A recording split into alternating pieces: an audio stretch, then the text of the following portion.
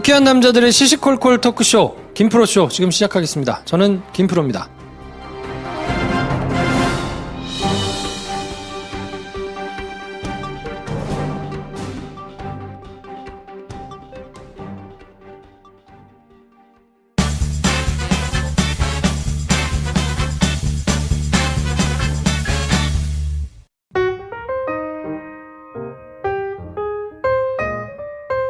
네, 어서 오세요. 안녕하세요. 네, 장편 영화를 열심히 준비하고 계신 배준영 감독님 나오셨습니다. 안녕하세요. 배준영입니다. 네, 한량 김 선생 나오셨습니다. 안녕하세요. 철들기 싫은 남자 김선생입니다. 네. 저는 김프로입니다. 네. 목소리가 말을 많이 하기 싫어하는. 어제 영화 녹음하고 아, 오늘은 좀 나을 줄 알았는데 더 심해졌어. 진짜 이거 큰일이네. 더 심해졌어. 환절기 감기 걸린 것 같아. 뭐 그래요. 하여튼 겸사겸사 조금 요즘에 좀 무리했더니 바로 신호가 왔네요. 혹시 지금 뭔가 좀 동정표를 얻기 위한 밖에 나가서 담배 3대 피고 들어온 거 그런 거 아니죠? 뭐 아무튼 네. 이제 어제 방송 들으시면서 내일은 제가 좀 까불 수 있을 거라고 얘기했는데 저희가 2부는요 지난주 녹음한 겁니다. 그렇지. 제가 2부에서 까불겠습니다. 네. 과거의 자기를 소환하는구나. 네, 이번 주는 좀 양해해 주시고 네. 1부와 2부 차이 너를 좀 뛰더라도 네. 양해해 주세요. 그나마 2부 거를 지난주 녹음을 많이 해놔가지고 얼마나 다행인지 몰라요. 정말요. 다행인가? 이게 편집을 했는데 이상할 수도 있잖아요. 아니, 그래도 그 목소리로 계속 쭉 가면 좀 그렇잖아. 괜찮아. 다중의 캐릭터 여러분 다 익숙해요, 이제. 네. 자, 그래서 저희가 이번 주부터 공언을 해드린 게 있죠. 김프로쇼 개편하겠다. 요게 개편인 것으로. 성대가 개편됐네, 성대가. 제 성대가 개편됐어요. 뭐야, 이게. 야, 이거 성대 개편. 신박한데. 야, 어느 팟캐스트에서 들어봤어? 그렇지. 성대 개편. 자기 목소리를 바꿨다는 거야. 괜찮네요. 네, 아주 희한하네. 힘들었어요. 야, 성대 개편 좋아. 성대 개편. 김프로가 이제 애드립을 막 하네? 저희가 시그널 음악도 좀 바꾸고 네네. 대문 디자인도 좀 바꾸려고 그랬는데 재능 기부를 해주시는 분들이 간혹 계셔가지고 저희가 사실 대문 디자인을 좀 바꾸고 싶은데 마땅치가 않아가지고요. 혹시 기꺼이 뭔가 본인이 좀 이렇게 저희하고 같이 해주고 싶으신 분이 계시다면 신청을 받겠습니다. 도와주세요. 네, 여러분. 네, 음악은 해주시겠다는 분이 계셔가지고 조만간 저희가 바뀐 음악을 들려드릴 수도 있을 것 같은데 디자인은 뭐 아직 없거든요. 혹시 이제 청취자분들이 많이 계시니까 우리 가족들이 해주는 거 우리가 쓰는 게 또 의미가 뭔가 있으니까. 기꺼이 네. 뭐 이렇게 좀 해주시면 저희가 같이 좀 재밌게 할 수 있지 않을까 싶어서 네. 선물을 저희가 써드릴게요. 비싼 걸로. 이 은혜 잊지 않을게요. 네. 네. 그리고 청정공기 흡입회. 일명 청흡회. 야, 이거 생각보다 반응이 후끈 달아올랐어요. 그냥 재미로 지금, 던졌는데. 네, 녹음하는 오늘 25명 신청했거든요. 이야. 연령대도 다양하고 보통 솔로 대첩 이런 게 망하는 이유가 남자들만 주구장 그렇지. 다르잖아요. 그렇지. 여성이 훨씬 많아요. 진짜? 여성이 훨씬 많아요. 여러분, 남자분들, 빨리빨리 조인해. 자리 얼마 안 남았다. 근데 진짜 이러다가 또 확 뒤집힌다. 또 남자들만 확장해. 그러면 취소할 거예요. 걱정하지 마세요. 남자 말은 취소할 겁니다. 그럼. 네. 그래요. 남자분도 지금 몇 대 몇인지 비율이? 대충? 그래서 여성분들이 조금 더 많아요. 네, 좀 더 많아요. 야, 정말 바람직하네요. 네. 인생은 기회가 왔을 때 잡아야 된다. 지금 빨리. 네. 빨리 이메일 보내. 지금. 빨리. 몇 석 없습니다. 그래서 지금 안 그럼 내가 보낸다. 네, 연령대가 되게 다양하거든요. 20대부터 뭐 40대 초반까지 보내주셨는데 저희가 그래도 재미삼아 하는 거긴 하지만 진짜로 뭔가 오셔서 인연을 한 분이라도 좀 만나시면 좋잖아요. 그렇죠. 그래서 어떻게 하면 도움을 드릴 수 있을까 생각하다가 저희 나름대로 생각한 컨셉이 있습니다. 그래서 25세부터 35세까지 그리고 35세부터 45세까지 요 클래스를 좀 나눠가지고 장소도 조금 컨셉을 다르게 하고 그래요. 리그를 나누는 거군요. 프로야구로 치면 뭐 동부하고 서부로 이렇게 나눠가지고 하는 그렇죠. 것처럼. 네. 좀 분위기도 다르고 뭐 연령에 따라서 이게 좀 다르잖아요. 그렇죠. 네. 그래서 저희가 장소도 혹시 본인의 장소 하고 싶으시다 하시는 분이 혹시 가족 중에 계시면 저희가 컨셉별로 염두에 두고 있는 장소가 있기는 한데 혹시 신청을 해주시면 jk@김프로쇼.com으로 메일을 보내주시면 기왕이면 저희가 즐겁게 하는 게 좋잖아요. 청취자들끼리. 그렇죠. 카페를 운영하시거나 아니면 모임 공간을 혹은 파업하시거나. 파업을 하시거나 이런 분들이 이제 혹시 저희 청취자분들 중에 계시면 저희가 뭐 가가지고 돈 안 내고 먹지 않습니다. 그럼요. 돈 다 낼 거고요. 네. 네. 아, 그리고 컨셉이 명확한 게요. 저희가 무슨 김프로쇼 행사를 하는 게 아니거든요. 그럼요. 그러니까 저희가 가서 오프닝만 딱 열어드리고요.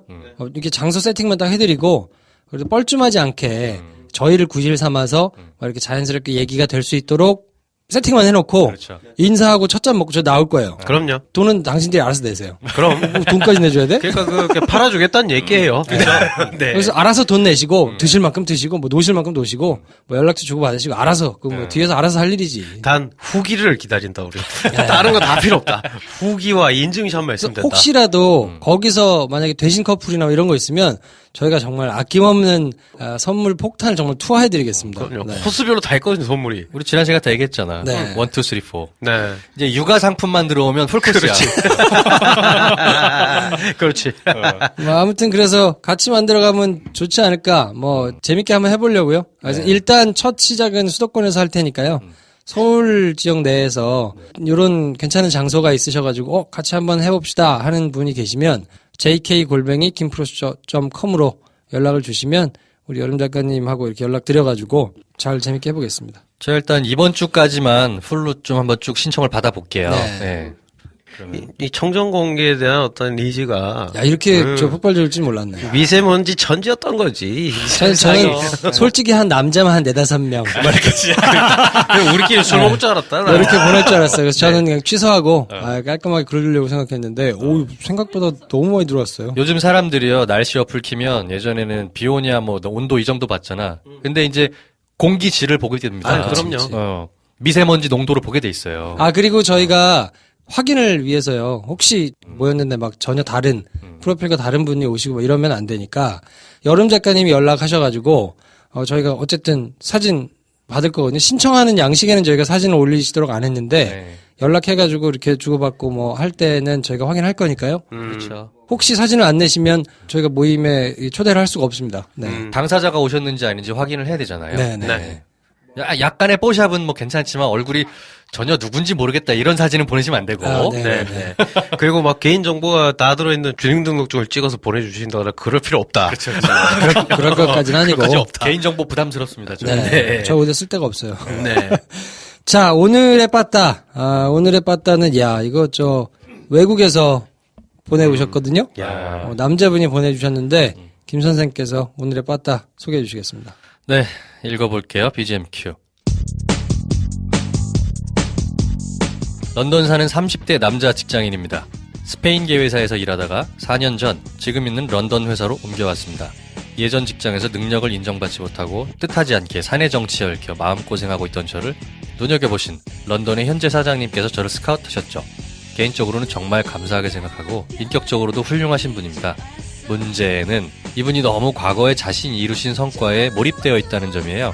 이분이 이루신 눈부신 성과는 거의 대부분 2000년대 초반에 집중되어 있습니다. 그때 사장님은 정말 혁명적인 방식으로 업계를 평정하시고 업계 영업 방식을 완전히 재편하셨죠.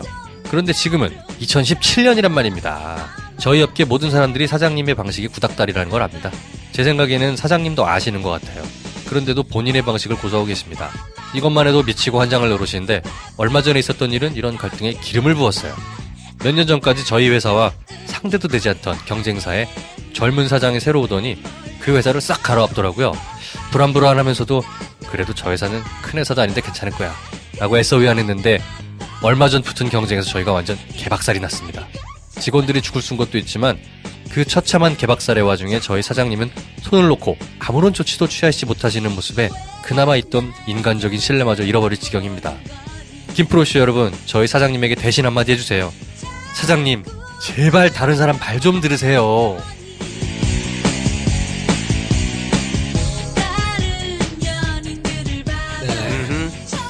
이게 어떤 업종이신지 업무의 내용이 뭔지를 좀 말씀해 주셨으면 그러게요. 좀 좋을 텐데 지금 그런 건 전혀 없거든요. 그래서 뭐 방식이 어떤 건지 뭐 이런 게 조금 뭐 외국인인지 한국인인지 외국인일 것으로 뭐 추정이 되기는 합니다만 그렇죠. 네.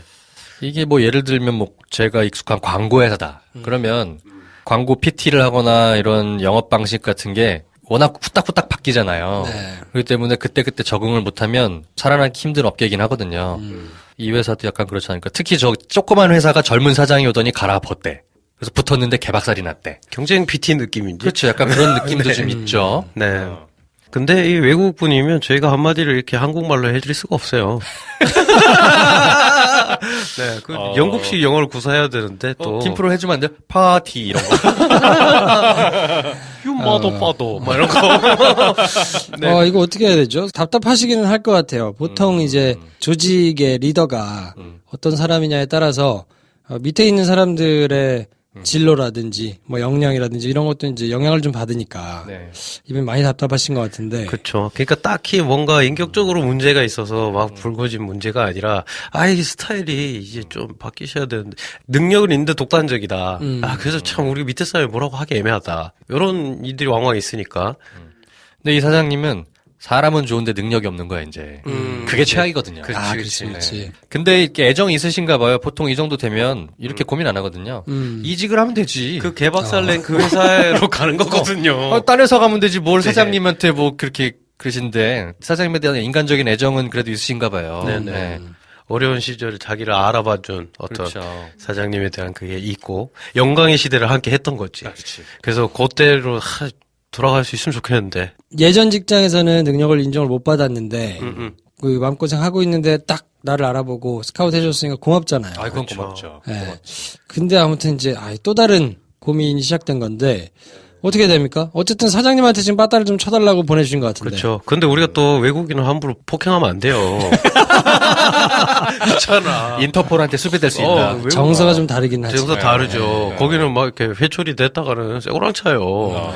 그 귀를 좀 뚫어드릴 필요는 있을 것 같아요. 이 사장님이 약간 귓구멍이 좀 막히셨다. 네네. 귀지가 좀 많으신 것 같다. 네. 서양 사람들 귀밥 안 파거든요. 그래요? 야, 그렇군요. 귀밥 안 파. 네. 귀지가 좀 막히셨다. 요거를 어떻게 좀 뚫어야 됩니까?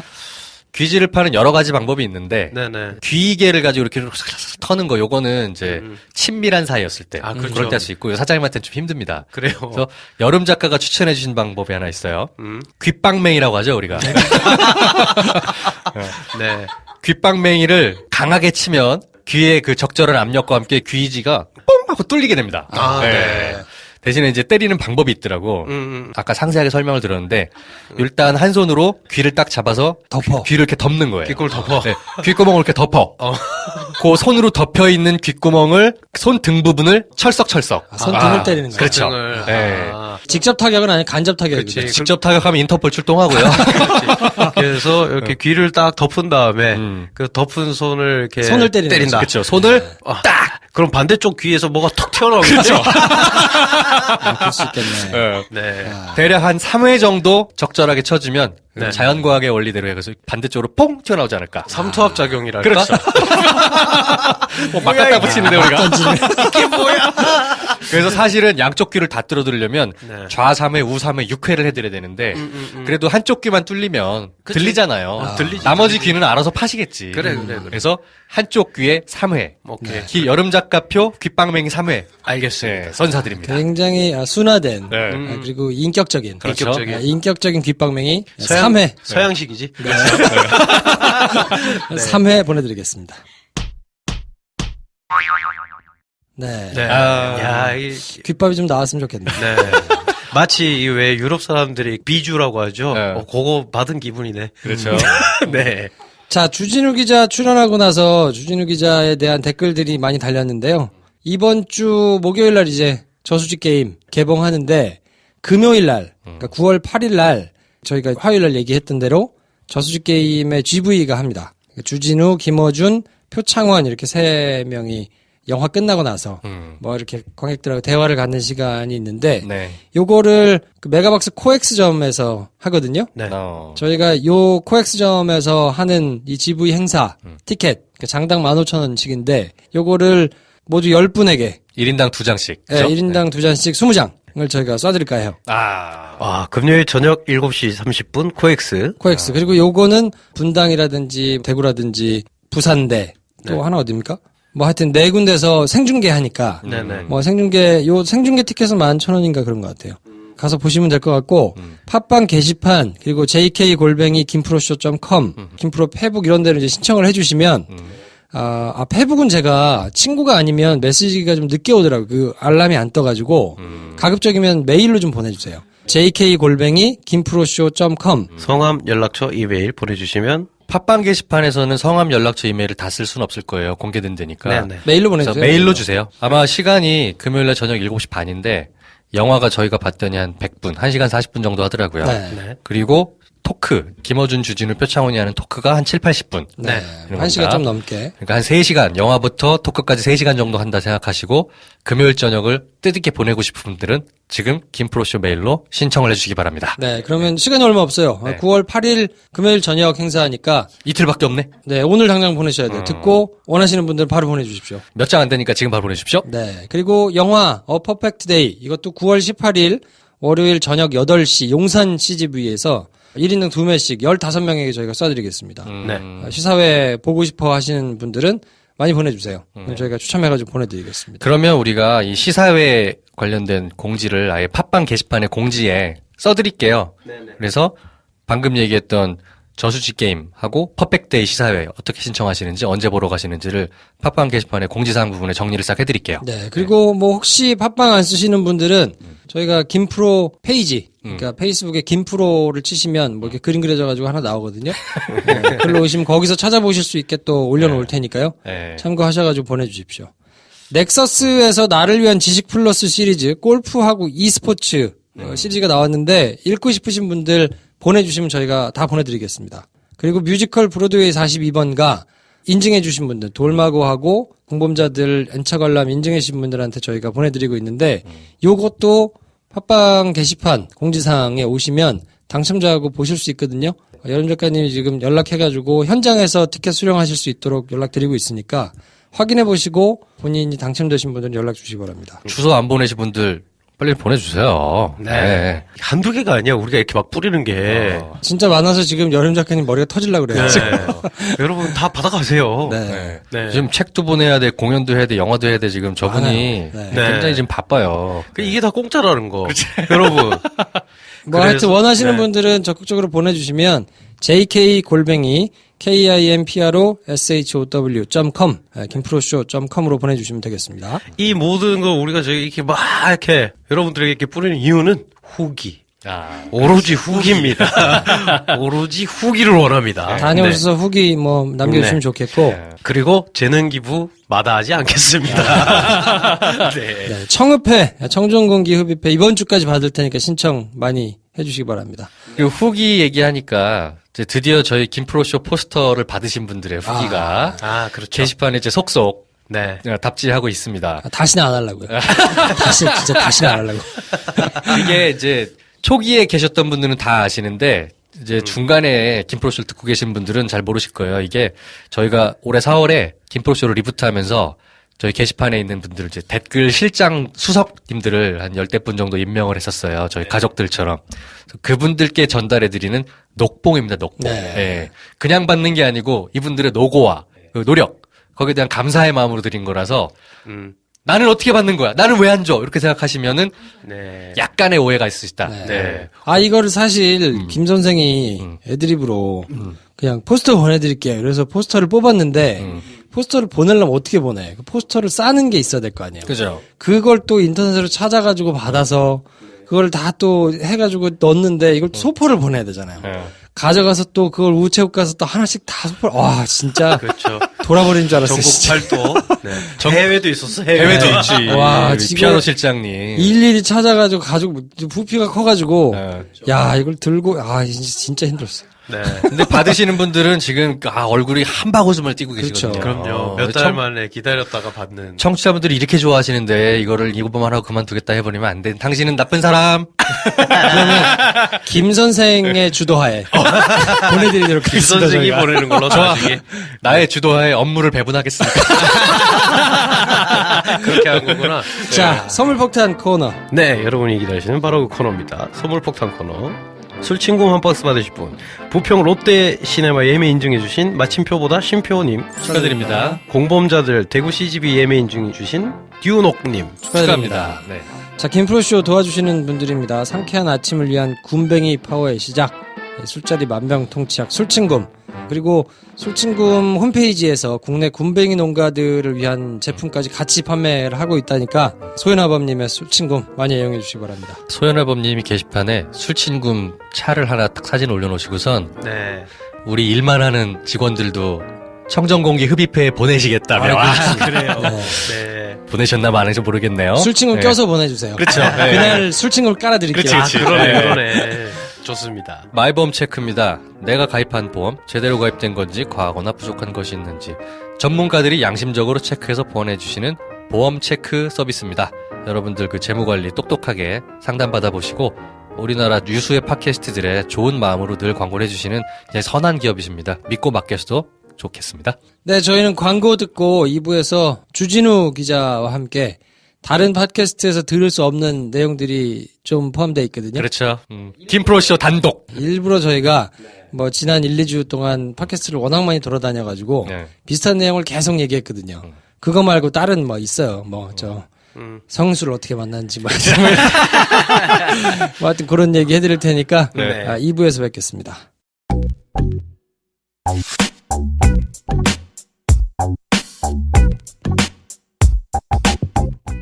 유쾌한 시사 이야기를 맛있는 맥주와 함께 김프로쇼 화이팅!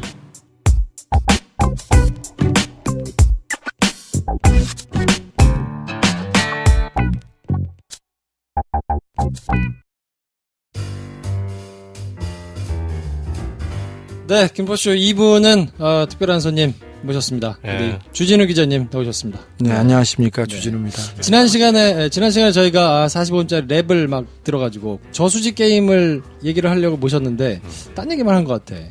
그래요. 영화를 너무 수줍어 하셔가지고. 영화 얘기를 해야 되는데 네, 오늘은 여쭤보면 아는 게 별로 없으세요. 영화에 대해서. 관심이 없는 것 같기도 하고. 잘 모르겠고요. 그리고 사실은 제가 많이 나와서 잘 못 봤어요, 사실은. 자, 극장에 가서 확인을 좀 해주시고 오늘은 다른 얘기를 좀 해볼까 합니다. 사실은 이제 지난주, 지지난주 뭐 몇 주 동안 팟캐스트 이제 순례를 다니셨기 때문에 거의 틀면 나오셨어요. 네. 거의 이제 박근혜인 줄 알았어. 팟캐스트를 많이 들으시는 분들은 약간 이제 들었던 얘기 또 듣고 약간 이런 기분들이 있을 것 그랬어요? 같아서 그렇죠. 네. 예. 책 좀 한번 팔아보려고 했어요. 이미 베스트셀러를 찍으셨기 때문에. 네. 그래도 좀 팔라고 했죠. 오늘은 그래서 저희가 다른 데서 질문하지 않았던 내용들을 위주로 한번 좀 질문을 제가 절대 해볼까. 질문하지 않았던, 왜냐면 주 기자님 나오신 팟캐스트를 다 들었거든요. 네. 오늘 여쭤보려고. 근데 주 기자님이 낙곰수 때부터 항상 그 여성분들한테 인기가 많으셨어요. 그 사근사근한 말투, 부끄럽고요, 누나, 뭐 이런 몇몇 아이콘들이 있잖아요. 아니, 그건 저의 본질은 아니에요. 아니에요. 그래서 아무데도 안 물어봤던 게 있더라고. 형수님하고 만나신 얘기 좀 해주세요. 네. 싫어요. 아니, 어떻게 만나서. 아니, 어떻게 저는 만났나. 개인적인 얘기는 너무 싫어요. 부끄러워. 안 돼, 안 돼. 살짝만. 아니, 조금만. 나는 안 했으면 그럼 좋겠어. 누가 먼저 사귀자고 했어요? 그것만. 누가 했겠어. 예? 그런 걸 뭘 말해요. 본인이 하셨네요. 아, 여기서 또 여심들이 많이 넘어갔다 방금. 그런 걸 뭘 말해요, 요거에서. 제가 짧게만 얘기하겠습니다. 저희 학교 옆에 네. 여고가 있었어요. 같은 재단에. 그것만 말씀드리겠습니다. 아, 오케이. 그래서 그렇군요. 굉장히 제가 논길을 달리면 소리 질렀다 그랬죠? 네. 못지않은 양반이에요. 그렇군요. 아, 그 곡괭이 학교랑 같은 재단이에요? 그럼요. 아, 아무튼 형수님은 거기서 이제 미모를 자랑하시던 분이었어요. 하여튼 그렇습니다. 시선을 먼 곳으로 응시하시는데. 저는 손 한번 잡으면 결혼해야 되는 줄 알았어요. 그랬구나. 아, 여러분 보이는 라디오 하고 싶다. 얼굴이 진심으로 빨개지셨어요. 자, 김프로는 기자 생활 하실 때 어떤 기자였나요? 김프로는 좋은 기자였어요. 네. 네. 몇 안 되는 좋은 기자였어요. 어떤 네. 면으로 좋은 기자였나요? 일단 기본적으로 사실과 진실을 쫓는 기자였어요. 보통 기자들이 굉장히 영악합니다. 그래서 권력 있고 돈 있는 사람한테 정보도 있거든요. 네. 근데 그 사람들하고 잘 지내면 편하게 지내고 그리고 거기에 편승해서 대접받으면서 살 수 있어요. 그래서 기사가 조금 흐물흐물해지고 이게 사실보다는 누구한테 유리한가 이게 더 중요해요. 그게 나한테 유리한가 나한테 이익이 되는가가 더 중요한데 그거에서 확실히 명확하게 진실의 편에 섰던 기자였죠. 이 양반이요? 그래서 기자를 오래 못한 거지. 여기서 내가 부인 안 하면 영웅이 되는 거지. 그렇지. 가만히 있으면 돼. 네, 그러면. 네. 부담스러워 이런 거 아니에요. 제 맘대로 영화 만들려고 나왔다니까. 아니, 기자 시절이 어땠냐고, 지금 말고. 기자 시절은 그걸 열심히 여쭤봤던 했어요. 거야. 네. 열심히 했다. 기자를 많이 못 써서 그렇지. 네. 두 분은 언제 알게 되신 사이인 거예요? 제가 찾아갔어요. 저희 학교 선배가 없거든요, 사실. 진짜로 학교가 어디 총구석에 있는 조그마한 학교여가지고 있을 수가 없거든요. 근데 뭐 이렇게 어떻게 전에 들었는데 고등학교 선배라는 거예요. 근데 기사를 되게 열심히 쓰시는 분이니까 다짜고짜 갔죠. 근데 이름 있었지. 이름. 다짜고짜 가서 밥을 좀 사주십시오. 밥 먹고 뭐 이렇게 저렇게 얘기하다가 약간 사대가 맞아가지고. 사실 저한테 기자들 중에 저 기자님 보고 기자가 됐다는 사람이나 찾아오고 오는 사람 많아요. 네. 근데 잘 안 만나요. 남자잖아. 왜 만나? 그리고 남자가 오더라도 만나는데 그 마음을 터놓고 얘기하는 건 또 쉽지 않은데 네. 얘기하는데 굉장히 진지하고 되게 열심히 하는 모습이었어요. 그래서 열심히 해라. 네가 열심히 해야 내가 좀 놀지 이런 식이었어요. 다른 기자들이 열심히 하면 전 좀 놀아도 되거든요. 네. 열심히 안 한 거군요, 단분들이. 네, 지금 아직까지 이렇게. 다른 걸 열심히 하죠. 자기 이익 되고, 자기 돈 벌고, 누구한테 문자 보내고, 삼성한테 문자 보내고. 네.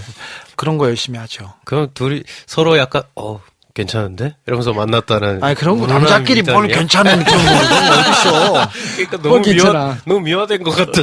아니, 열심히 그냥 하시는 이렇게, 분들이. 제가 뭐 그렇게 판단할 수가 없고, 전 선배니까 어떻게 네. 가서 좀 비벼가지고 왜냐면, 막 그렇게 열심히 취재를 하는 사람들 만나기 쉽지 않거든요. 네. 소스가 많으시니까 좀 배워야겠다. 그건 또 안 돼요. 그건 또 아니야? 기자들끼리 소스 공유는 또 안 합니다. 네. 그건 또 그렇죠. 어쨌든 그러니까 먼 곳에도 서로 빛이 나서 서로 알아봤다 뭐 이런 거잖아. 알고 봤더니 또 같은 학교 뭐 자꾸 이렇게. 미워하지 말자, 우리. 난 이렇게 얘기 안 했는데. 그렇게 아름다운 모습은 아니었어요. 우리 학교가 그래 아름다움으로 치장하기에는 너무 더러웠어요. 진짜로. 선생님들 진짜 학교 졸업하고 네. 강연해달라고 몇 번 얘기했는데 한 번도 안 갔어요. 계속 강연해달라고 계속 했었는데 몇 년 전부터는 안 옵니다. 김우빈이라고 배우가 우리 후배거든요. 네. 그래서 김우빈 나타난 다음부터는 저를 막 경원시해요. 항상 얘기하다가 90% 매년 그리고 저 안 갔어요. 네. 사실 저는 고등학교나 이게 젊은이들한테 본받을 만한 삶을 살지 않았기 때문에 제가 옛날 얘기를 해주기 시작하잖아요. 그러면 어떤 문제와도 나도 이렇게 살면 되는구나 이렇게 생각할까봐 그래서 얘기 잘 하지 않습니다. 네. 그리고 어른이라고 이렇게 살아라 저렇게 살아라 나 때는 말이야 이런 거 네. 싫어해요. 누가 그 얘기를 하더라도 당신이 잘하세요 이런 식이었어요. 네. 학교 다닐 때 계속 너는 그렇게 잘났냐 이렇게 생각하고 그래서 오히려 못 배우고 어른들이나 그리고 선배들한테 좋은 점 배울 점이 있지 않습니까? 근데 그런 건 좀 많이 취하지 못하고 맨날 반항만 하다가 이렇게 살고 있는 것 같아요. 근데 요즘도 취재하는 취재 대상자, 소위 말하는 거학이다 뭐 그런 분들한테는 거의 비슷한 태도를 일관하시는 것 같은데. 네, 그럼요. 네. 인터뷰하거나 이렇게 질문하신 거 할 때 보면. 네. 넌 뭘 좀 아냐? 뭐 이런. 아니 저는 일단 기본적으로 제 성질을 누르지 못해가지고 때리고 싶은데 때릴 수 없어서 말로 하는 거예요. 그래서 당신이 했지 않습니까 이렇게 하는 거죠. 그래서 팔짱을 꽉 끼고 질문하시는 거예요. 네네. 때릴까봐. 네, 그럴 것도 본인이 있어요. 때릴까봐. 너무 말도 안 되는 얘기를 하고 그리고 네. 저는 그런 상황들 박근혜 짜고 치는 기자회견 너무 싫어요. 너무 싫어. 그러면 그게 잘못됐다고 기자들이 얘기를 해야 되는데 그걸 안 하는 제가 박근혜하고 설전을 좀 벌였던 적이 있었잖아요. 저기 네. 정수장학회. 그러니까 네. 박근혜 대통령 될 때 가장 중요한 이슈 중에 하나가 정수장학회. 그거는 중정에서 총칼로 이게 강탈한 정수장학회인데 이걸 어떻게 할 것인지 기자회견을 하는데 1, 2, 3번 질문이 정해져 있어요. 그리고 그것만 얘기하고 가는데 그래서 제가 중간에 끼어들어서 둘이 얘기를 하고 그건 강탈이다 뭐 하면서 제가 계속 얘기를 했는데 네. 저의 질문을 제지한 사람이 기자였어요. 너만 하냐 막 이런 거 있잖아. 진짜 그래서 제가 카메라가 돌아가는데 뒤로 돌아가지고 욕을 했죠. 그때 클립을 봤어요. 네. 그때도 팔짱을 끼고 말씀하셨어요. 주먹이 나가면 안 되니까. 아니 그런 건 아니에요. 네. 내가 박근혜한테 공손할 이유는 별로 없잖아요. 그렇죠. 어차피 내가 공손한다고 해서 걔가 나를 잘 봐주지도 않아. 생긴 게 건방진데 어쩔 거야. 그래서 그렇습니다. 일단 네. 일단은 네 저는 국민들한테 보여주는 게 더 중요하기 때문에 지난 시간에 저희가 얘기를 했는데 그 이번에 MB 관련해서 이제 뭐 여러 가지 기사를 썼는데 아무 데서도 이제 받아주지 않고 통상 그런 사건은 제가 말씀드리긴 했지만 연락이 오거든요. 뭐 다른 매체, 그러니까 네. 특성이 다른 매체, 그러니까 뭐 방송사에도 그냥 뉴스 말고 뭐 이제 좀 긴 프로그램을 만드는데 이런 데서는 연락이 와서 그거 좀 어떻게 자료를 좀 받거나 소개를 좀 받거나 이럴 수 있을까요? 라고 얘기를 하면 보통 협조도 해주고 뭐 같이 이렇게 해서 기사 쓰기도 하고 하잖아요. 그래서 이슈를 키워가죠. 그게 그 보통 이렇게 커집니다. 화제가. 예를 들어서 하나만 설명해 주세요. 옛날에 그렇게 됐던 것과 이번은 없었으니까. 너무나 많았죠. 최근에 장충기 문자도 사실은 기사 쓰자마자 언론사에서 다 와서 하나만 알려달라, 하나만 받아가겠다. 이게 누구냐, 이거 확인하러 왔었죠. 온 매체가. 그래도 보도하지 않았습니다만 매체가 한 10군데 넘었었죠. 그 전에 뭐 무수한 뭐 이런 말 하면 되는데 제가 좀 특정 많이 했어요. MB 관련돼서도 2개 특검이 내곡동 특검하고 BBK 특검이 있었는데 제 기사로 거의 촉발됐거든요. 네네. 그때도 뭐 기사 나오면 시사인에 의하면 해서 쭉 기사를 한번 받아 쓰고 내용을 와서 물어보고 저희 취재원에 대해서 조금 소개를 받을 수 있냐고 이렇게 얘기하고 TV 프로그램 많이 했죠. 최승호 선배하고 저하고 거의 콤비였죠. 그래서 제가 어느 이슈에 대해서 조그맣게 다루면 그걸 가져가서 최승호 선배가 크게 하고 그 전엔 윤도한 선배라고 있었어요. MBC의 전설적인 기자인데 지금 뭐 진보 쪽 기자 중에 가장 뭐 좌장이에요. 좌장이기 때문에 그분이 노조도 만들고 그다음에 MBC의 보도를 한 단계 높여서 MBC가 독보적이었어요. 다른 방송사가 따라갈 수 없고 다른 탐사보도 기자들이 따라갈 수 없는 그 정도까지 치고 나아갔었는데 그 윤도한 선배가 제가 기사를 쓰면 꼭 와서 하늘 같은 선배인데도 꼭 와가지고 예를 표하고 이렇게 하나씩 받아가서 그걸 보도하고 그랬죠. 뭐 김영철 삼성 비자금 사건 이런 것도 그쪽에서 얘기를 했었고 그리고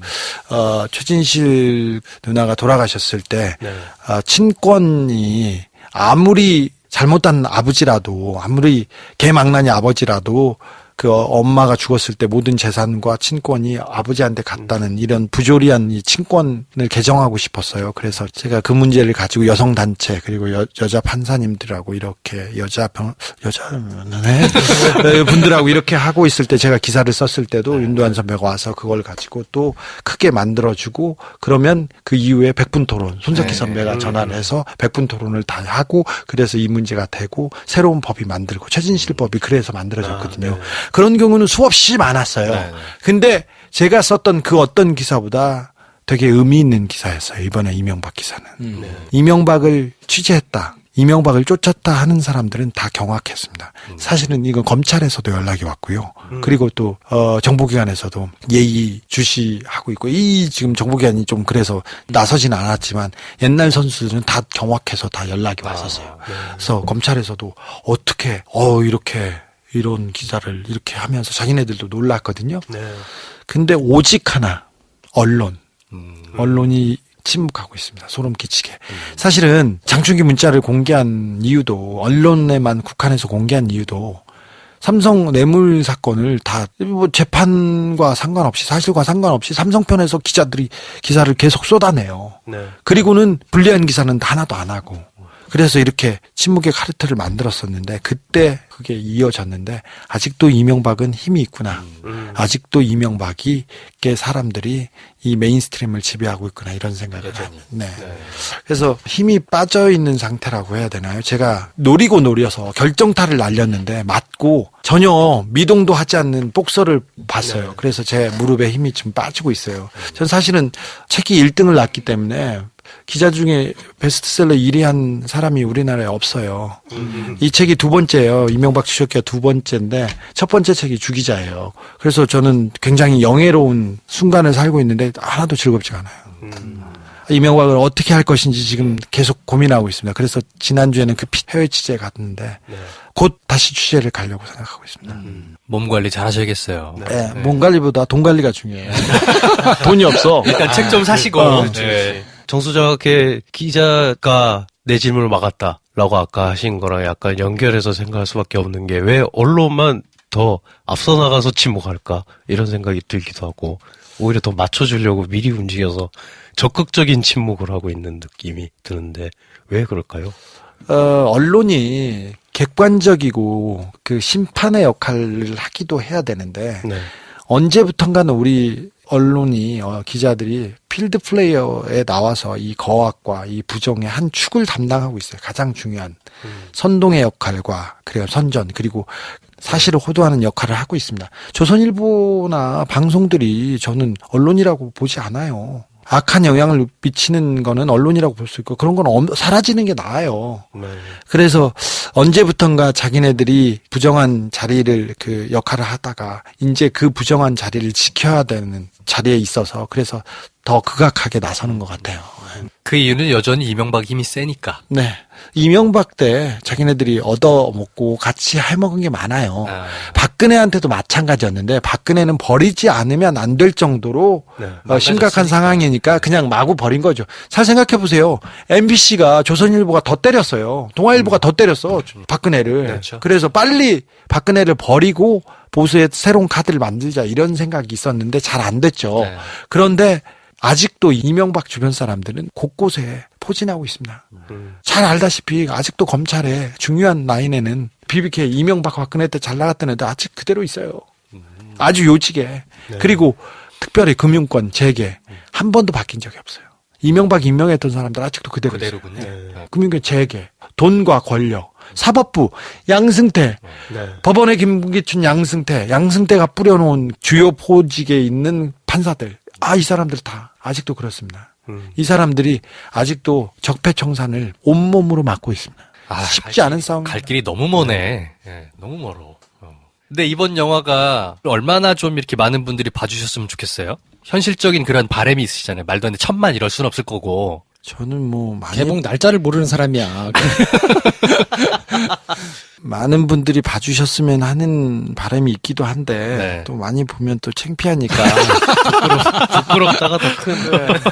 그래서 좀 약간 미묘해요. 네. 저는 뭐 뭔가를 하나 여기까지 했다는 것 자체에 또 의미를 두어서요.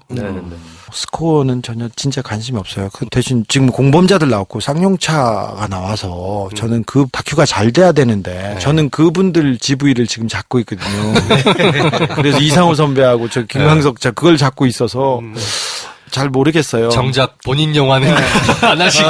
그런데 근데 이 사회에서 이명박이 끼친 해악은 너무 크고 이명박이 차지하는 위치가 결코 작지 않습니다. 그래서 여러분들이 많이 좀 관심을 가져주셨으면 하는 생각을 합니다. 네. 제가 얼마 전에 그 김경준 씨하고 페이스북으로 친구가 됐어요. 네. 근데 지금 김경준 씨는 매일 굉장히 많이 본인이 주진우와 김어준이 방송에서 하는 내용이 사실과 다른 게 많다. 뭐 이러면서 계속 주장을 하고 있거든요. 네, 특별히 가장 크게 주장하는 부분이 뭐냐면 자기가 에리카 김하고 이 MB하고 사이에서 둘 관계 때문에 만났다. 이걸 부인하고 있어요. MB와 에리카 김이 특별한 관계가 아닌데 근데 우리가 이렇게 썼다고 이렇게 얘기를 하는데 그러니까 시작부터 부인하는 거예요. 그런데 자, 30대에 외국계 은행원한테 갑자기 김백준과 이명박이 찾아가서 600억 원을 이렇게 줬어요. 근데 김경준은 자기가 그냥 유명하고 유망하기 때문에 그렇다고 하는데 그건 아니죠. 그건 아니죠. 에리카 김이 다 얘기했어요. 그리고 에리카 김한테 내가 나중에 막 물어봤어요. 누나는 어떻게 비위도 좋게 MB하고 만나고 그래. 그랬는데 굉장히 괴로워하고 그리고 한때는 저하고는 가까워서 많이 털어놓고 얘기하는 사이였는데 김경준 씨는 누나를 보호하고 싶은 누나를 특별히 아끼는 그런 마음이 또 있었고 그리고 김경준 씨는 여러 가지 약속을 한 것이 있어서 말할 수 있는 부분이 어느 정도 제한돼 있다고 봐요. 저는 김경준 씨도 피해자라고 봐요. 김경준 씨가 뭘 알았겠어. MB가 다 돈도 주고 MB가 만든 회사에서 그 앞에 있다가 바지로 있다가 혼자서 오롯이 13년 넘게 감옥을 살았잖아요.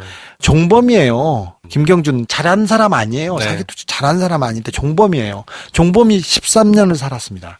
그러면 MB는 얼마나 더 살아야 됩니까?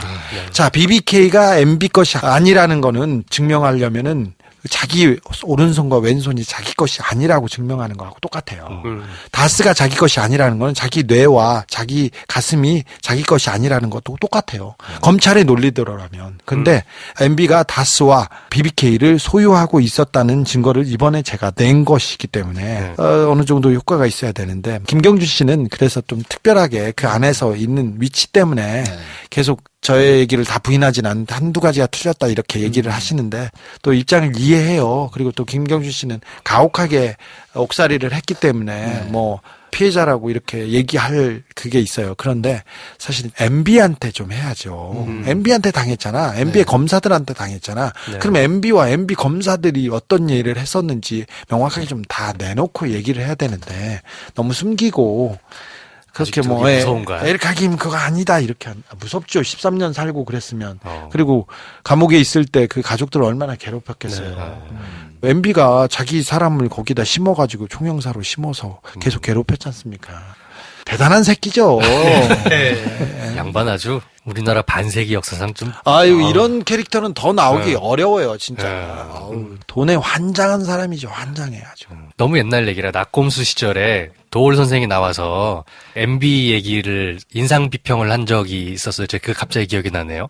단군일에 이렇게 야비한 캐릭터는 없지 않았나. 단군이래 막 그러잖아. 이 사반세기도 아니고 단군일에 한반도에 이렇게 야비한 캐릭터가 있었던가. 근데 그런 사람이 그렇게 부정과 부패와 그다음에 이 사회를 다 망가뜨리면서 자기 이익과 사익을 추구했는데도 아직도 떵떵거리고 잘 살고 있습니다. 저는 그 사람이 원로라고 사람들이 가서 인사하고 그러지 않습니까? 그런 걸 보면 막 너무 화가 나서 참을 수가 없어요. 지금 그러면 저수지 게임에 나왔던 부분 말고 네. 세상도 좀 바뀌고 이게 취재를 하는데 전하고 좀 분위기가 달라진 게 좀 있나요? 분위기는 별로 달라지진 않았어요. 똑같아요. 네. MB에 대해서 또 관심이 없고 그리고 지나간 사람이라고 생각하는 사람들도 좀 있고요. 현 정권에서는 좀 부담스러워해요. 우리가 이렇게 정의를 발휘어 세우는 일이 한쪽 정파적으로 보복한다 이런 게 있어요 사실은. 여기는 별걸 다 신경 써 이 정권은. 도둑놈 잡자는데 강도 잡자는데 별걸 다 신경 써서 그런 측면이 있어요. 그래서 그렇다고 쉬워지지는 않았어요. 그런데 몇몇 기관만 국세청, 국정원 그리고 검찰이 조금만 움직이면 되거든요. 국세청에는 자료를 다 가지고 있어요. 지금 가장 중요한 자리에 이명박 박근혜 사람들이 앉아 있어요. 여전히. 네, 여전히. 한 누구 이 사람아. 당신 그거 내놓으라니까. 그거. 그 사람이 지금 해외 계좌를 다 해가지고 없애주고 막 그랬던 사람이에요. 제일 중요한 사람이 있던 사람이. 그것만 내놓으면 당신 된다니까는 그걸 안 내놓고 내놓으라고 그렇게 해도. 당신 말 안 하면 내가 진짜 공개할 거야, 당신 진짜로. 네, 공개해. 그다음부터는 내가 욕한다, 너. 진짜.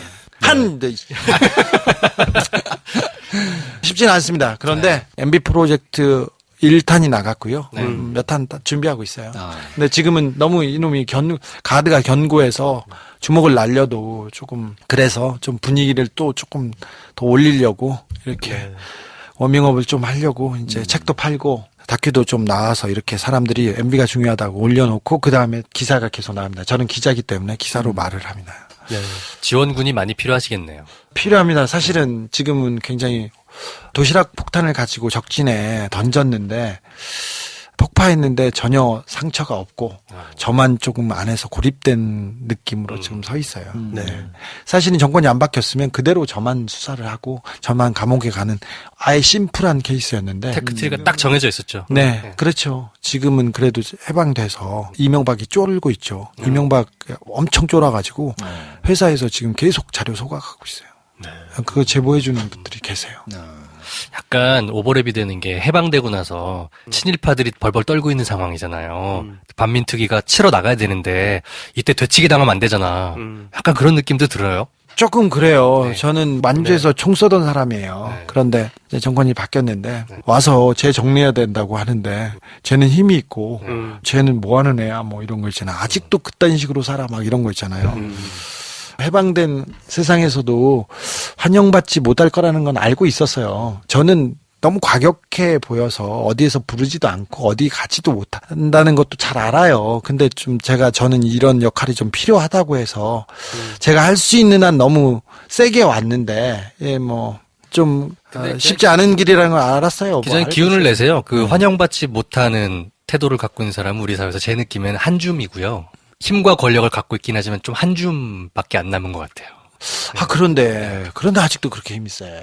왜냐면 돈과 권력 아직 갖고 있어서 이거 그렇죠. 번지가 안 먹혀. 나도 선수인데 이 정도면 급소에 한 방 놓았다 이렇게 생각했는데 그래서 사실 언론이 중요한 것 같아요. 그렇죠. 그러면 전반적으로 지금 다들 전투력이 떨어져 있거든요. 네. 옛날처럼 이렇게 날선 곳에 한 방에 있는 선수들이 좀 있으면 필요할 때는 이게 쫙 서로 상호작용을 일으켜가지고 막 경쟁을 할 텐데 전반적으로 다 떨어져 있기 때문에 데미지 컨트롤을 하면서 몸을 살린다고 생각하면 뭐 이해를 못하는 부분이 아예 없는 것도 아닌데 예를 들면 이런 거잖아요. 그러니까 주중희 기자님이 펀치를 턱에 딱 돌려놨는데 얘가 안 쓰러져. 누가 또 폭탄 들고 뛰어들라는 게 아니라 잽으로 좀 도와주면 되는데 그것조차 없으니 뒤에서만 서 있으면 돼요. 아유 저놈 나쁜 놈인데 이렇게 해야 되는데 저놈 강도잖아. 강도예요. 여고생들 여중생들한테 돈을 다 세금을 다 착취해가지고 간 강도야. 그냥 저놈 나쁜 새끼다 하다가 제가 한 번 붙었는데 옆 사람들이 외면하면 그럼 나는 그 강도한테 끌려가는 거죠. 지금껏 강도한테 끌려다녔잖아요. 네. 소송 당하고 아니면 도망 다니고 그랬는데 머리가 다 새도록 말이야 지금. 정말 속상하게. 지금 소송 상황은 어떻습니까? 한 10여 개예요. 정확하게 세지는 못해요. 항상 정확하게 어떻게 끝났는지는 모르는데 얼마 전에 박근혜 대통령이 저한테 직접 소송한 거는 고소한 거는 무혐의 처리한다는 얘기만 들었어요. 아직도 무혐의 통지서를 받지는 못했는데 그것도 말도 안 되는 건으로 지금껏 4년 5년을 끌고 다녔어요. 몇 번 불러다니고 그리고 그걸로 구속영장 치려고 했고요. 오촌 살인 사건 이번에 뭐 SBS에서 보도해가지고 이제 전 국민이 알게 됐지만 제가 그거 보도해가지고 구속영장 청구됐지 않습니까? 수갑 차고 유치장에 들어갔어요. 와 이건 뭐 황당하죠. 이게 팩트인데 팩트에서 하나도 모자람과 더함이 없어요. 잘못한 게 없는데 그걸로 구속영장이 청구돼서 될 뻔했어요. 1심에서 국민참여재판했는데 겨우 5대4로 무죄 받았어요. 2심에서 유죄 받았는데 위기가 또 있었는데 1심에서 무죄 받았는데 2심에 고법부장이 나쁜 놈이라고 했잖아요. 고법부장이 나쁜 놈이 서 있는 거야. 저 판사 나쁜 놈이야. 근데 이분이 한명숙 총리하고 저하고 같은 재판관이에요. 그래서 한 총리하고 밥을 먹으면서 총리님 도망가십시오. 이처럼 나쁜 놈이니까 일단 무조건 미루자. 난 무조건 미뤄야 된다고 생각한다. 그러니까 한 총리가 난 괜찮아. 나는 다 괜찮다고 다 끝났으니 무죄니까 죽이자만 걱정하라고 제 걱정을 그렇게 하더라고. 아니라니까 도망가야 된다니까 그랬는데 한 총리는 그 떳떳하니까 갔어요. 그래서 징역 2년 받아가지고 2년 살다가 얼마 전에 나오셨잖아요. 저는 그 판사를 피해서 조금 도망 다니다가 그 판사를 넘기고 훌륭하신 판사님한테 제대로 재판을 받았어요. 김상환 판사님한테. 그래서 지금 여기에 있는 거예요. 그럼 이런 거 생각해 보세요. 내가 한 법률 행위가 있지 않습니까? 법이 중요한 게 아니라 사람이 중요해. 때가 중요해. 그쵸. 시대가 바뀌니까 원세훈 다시 유죄 주는 거 보세요. 대법관이 양승태가 전원합의회로 무죄라고 했던 거 아니에요. 그렇죠. 지로기마 판결 이범균이 그런 거 보세요. 말도 안 되는 무죄 주고 승진하고 근데 유죄라니까 다시 대법원에서 내려가고 이게 말이 되지 않잖아요. 네. 제가 지금 이렇게 버티고 있는 게 떳떳해서 잘해서가 아니라요. 운이 좋아서 그래요. 그런 이런 시대를 사는 게 얼마나 좀 암울하죠. 집에 가다 보면 슬퍼요 가끔. 눈물 나요. 나는 왜 이렇게 하고 있나. 놀아야 되는데. 괜히 얼굴은 발려가지고 이제는 노는 것도 끝나고. 그런 시대라고 말씀하신 게 이게 일반인들에게도 그런 게 팽배한 것 같아요. 아는 사람이 있어야 되고 빽 있어야 되고 내 가족 건사하고 내 몸 건사하려면 잘 비벼야 되고 이 사회에서는 정의롭게 공정하게 살면 손해보잖아. 다 아까 비비고 누구 손잡고 이렇게 편법으로 들어가지 않습니까? 그래서 지금 더 문제가 되는 거 아니에요? 대입도 마찬가지야. 옛날에 그냥 머리 터지게 외워가지고 그냥 점수로 갔으면 아이고 그렇게라도 생각할 텐데 요새는 어떻게 들어가는지 공정한지 공평한지 모르잖아요. 그래야 수긍을 할 거 아니야. 내가 잘못했더라도 잘못했어야 혼내도 수긍을 할 거 아니야. 근데 아무렇게나 이 고무줄잣대로 이 사회가 이렇게 됐는데 그게 다 이명박 책임이에요. 네. 자기를 탓하지 마세요. 청년들 그리고 실업하시는 젊은이들 이렇게 자기를 탓하지 마. 공부 열심히 했잖아. 떳떳하게 열심히 살았잖아. 그럼 하라고 했는데 스펙 쌓으라고 해서 했는데 안 주는 거잖아. 그렇죠. 이거는 내 탓이 아니야. 이명박 탓이야. 네. 자, 생각해 보세요. 나는 열심히 해서 돈 벌었어. 그런데 세금으로 어른들한테 1,000만 원씩 뺏어가 가지고 다 다른 데다 썼어. 네. 성인당 1,000만 원씩은 뺏어갔어요. 이명박이. 이게 사자방, 4대강, 자원외교, 네. 방산비리로만 일단 100조예요. 1,000만 원 이상이에요. 그래서 내가 돈이 없는 이유는 내가 잘못해서가 아니라 이명박이 가져가서 그래요. 네. 어떻게 했어요? 이명박 잡아야 되는 거 아니야? 잡아야지. 당신 돈 뺏겼어. 그럼 당신 돈 뺏겼어. 잡아야 될 거 아니야. 많이 뺏겼어요. 그러니까 저수지 봐야 될 거 아니야. 전 국민이 봐야지. 뭐해 좀 어플 안 키고 빨리 표 끊어. 주 기자님 말씀하신 게 굉장히 좀 마음 와닿는 게 자책하거든요, 다들. 세대 갈등의 효시도 사실은 이런 비리 부정 축제가 이어져 우리나라 근대사랑 무관하지 않은 게 그 어른들이 야, 나쁜 짓 하지 말고 줄 잘 서가지고 중간만 가라. 라고 하는 게 불안하되 잘 피해 가자. 운 좋으면 우리는 크게 잘못되지 않는다. 이걸 체득한 사람들이 자꾸 어린 친구들한테 그런 얘기를 하는 건데, 우리 이제 그렇게 못하겠거든. 못하겠죠. 그걸 만든 게 이명박이라고 생각해요. 그렇죠. 보세요. 옛날에는 고등학교 대학생들은 사회에 대해서 관심이 있고 더 나은 사회에 대해서 꿈꿨어요. 그런데 지금 대학생들 보세요. 어린애들 같잖아. 네. 다 스펙만 따지려고 공부만 하지 않습니까? 대학원생도 마찬가지야.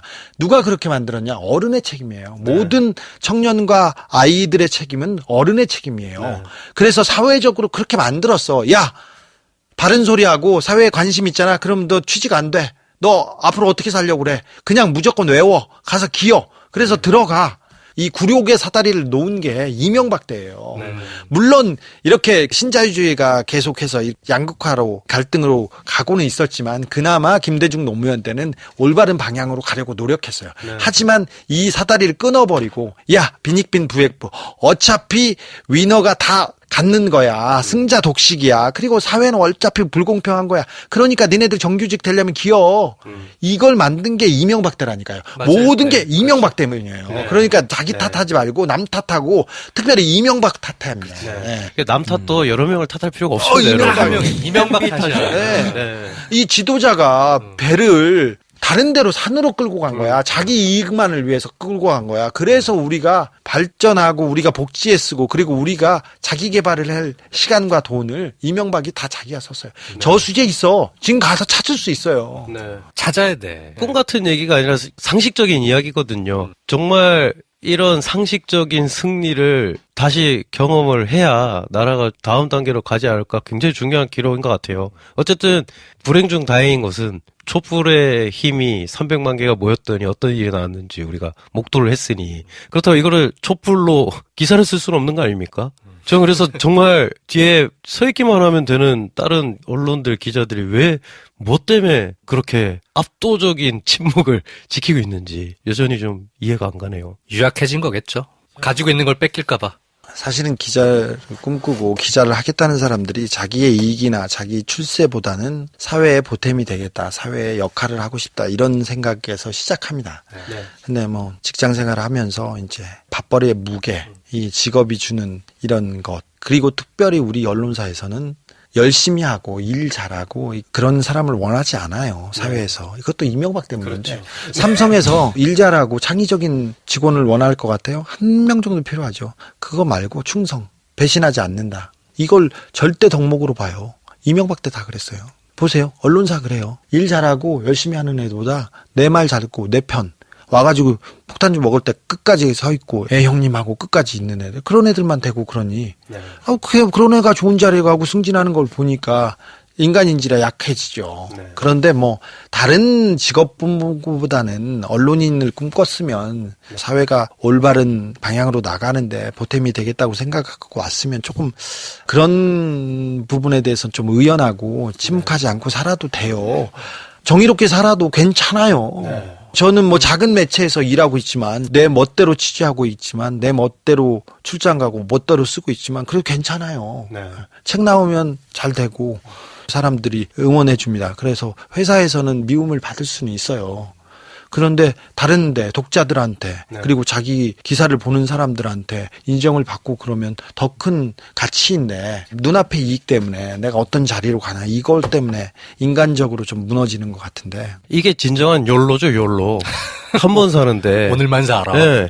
사실 우리가 뭐 교권도 무너지고, 뭐도 무너지고, 뭐 이런 세상이라고 성토를 많이 했잖아요. 아니 근데 이건 철학에 관한 프로그램이야?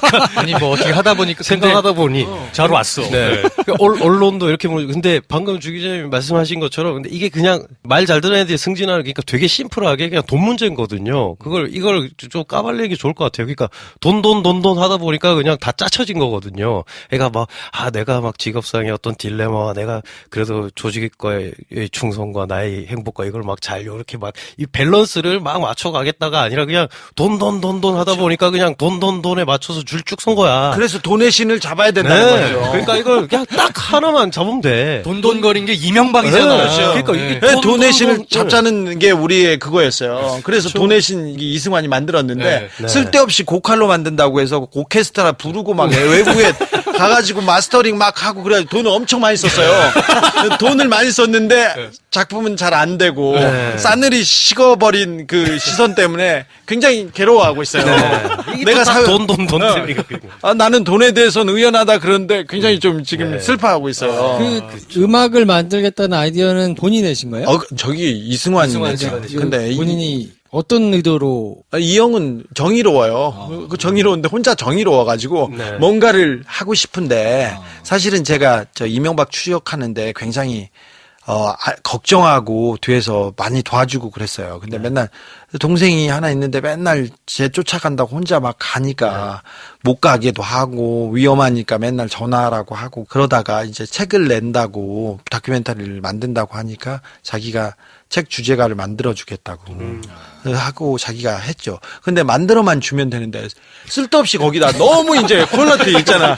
아니 뭐 다큐멘터리 그런데 막 퀄리티 막 그러고 그럼 저기 영화에서 음악 이렇게 이제 영화 끝날 때 이렇게 주제가가 이렇게 나가거든요. 근데 그 약간의 퀄리티를 높이기 위해서 막 영국으로 막 보내요. 그래서 막 거기 믹싱하고 바꿔가지고 막 하고 있어요. 그 다큐멘터리 뮤직비디오 찍었는데 백종열 감독이라고 우리나라 그 CF의 거의 거장이고 제일 잘하시는 분이세요. 그분도 되게 굉장히 용기 있는 분이기 때문에 도와줬죠.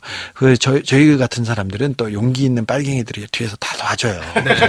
군자금을 또 다 대줘요. 군자금은 아니고 이렇게 다 자기 앞장서가지고 난 군자금 난 책 팔아서 잘 벌어요. 괜찮아. 그런 사람들이 하나씩 이렇게 다 도와줘요. 도와주었는데 그래서 뮤직비디오 아이디어는 누가 낸 거예요? 감독님하고 이승환 형이 했죠. 내 같으면 했겠어. 내가 진짜 나도 가오가 있는 사람인데 난 죽겠어. 아니 깜짝 놀랐어. 저한테는 얘기를 안 했거든요. 난 뮤직비디오를 보지 못하고 있어요, 사실은. 차마 못 보고 분장이 너무너무 잘 됐어요. 깜짝 놀랐습니다. 보지 마요. 죽을 것 같다. 막 괴로워요. 아니 진짜 창피했나 봐. 왜냐면 어지간한 건 다 얘기를 하는데 그건 얘기를 안 했거든요. 뮤비 제가 나왔다는 얘기를 안 유튜브를 먼저 봤어. 이 사람이 미쳤구나. 지금 뭐야 이게. 그래서 지금 사진만 난 찍었겠거니. 그랬더니 막 동영상이 나와. 아우, 또 너무 부끄럽다. 아니, 이명박이 꼭 우리가 잡아야 되니까 여기까지 한 거예요. 진짜. 진짜. 평생 멍해를 쥐고 살아야 될 것 같아. 이명박 때문에, 영상은 영원히 사라지지 않아요. 피날레를 그분의 무상급식으로 찍으면 되니까. 이명박과 관련된 진실이 하나씩 둘씩 드러날 때 밑에서는 제가 움직이고 있다는 거 꼭 이해해 주시고 지금 뭐 국정원과 또 다른 쪽에서도 이명박 나오는 얘기를 제가 열심히 하고 있습니다. 아무튼 관심 많이 가져주시고 영화도 많이 봐주시고 책도 많이 사주시고 기사 쓰거나 하면 듣는 분들이 많이 관심을 가져주셔야 그리고 움직여주셔야 좀 힘내서 할 수 있으니까요. 오늘 하여튼 어려운 걸음 하셔가지고 이렇게 랩을 2번이나 해주셔서 감사드리고 말을 제가 너무 많이 했죠. 좋았어. 아니야, 근데 방송사상 제일 많이 한 것 같아. 아니, 근데 이렇게 경청하는 이렇게 진행자들은 처음 봤어요. 저기 김어준도 마찬가지고 김어준은 독보적으로 많이 하고 불러놓고 거긴 본인 얘기하죠. 본인이 다 얘기하고 또 정봉주는 말을 적게 하면 우울해져요. 사람이. 얼마 전에 뵀던 손혜원 의원님도 그렇고 뭐 훌륭하시죠. 근데 정청래 의원도 그렇고 그다음에 또 불금쇼 있잖아. 최욱 걔네들은 뭐 생각도 없이 지네들만 얘기하고 계속 뭐 따발총처럼 얘기해. 그런데 이런 분들은 좀 처음 봤어요. 저희야 늘 들을 준비가 돼 있는 사람들이거든요. 자, 아무튼 그래서 나와주셔서 감사드리고 프로젝트가 하나씩 있을 때마다 음으로 약으로 모셔가지고 전화도 드리고 모시기도 하고 할 테니까 공범자 흥행에 가장 큰 기여를 한 곳이 여기라고 제가 들었어요. 작은 기여를 좀 했죠. 작은 기여. 알아서 하세요. 네, 알겠습니다. 자, 그러면 마지막으로 우리 주진우 기자님 말씀을 드리면서 저희가 오늘 프로그램은 정리하도록 하겠습니다. 저기 알아, 뭐, 너무 많이 말해가지고. 그러니까 다 하셨어. 지금껏 너무 많이 말을 해서 죄송합니다. 네. 안녕히 계세요. 네, 아무튼 저희는 다음 시간에 다른 주제 가지고 찾아뵙고요. 오늘 저희가 준비한 순서는 여기까지입니다. 다음 시간에 뵙겠습니다. 고맙습니다. 감사합니다. 감사합니다. 좋아요, 구독, 공유, 알림 설정 필요합니다. 필요합니다. 안녕. 안녕.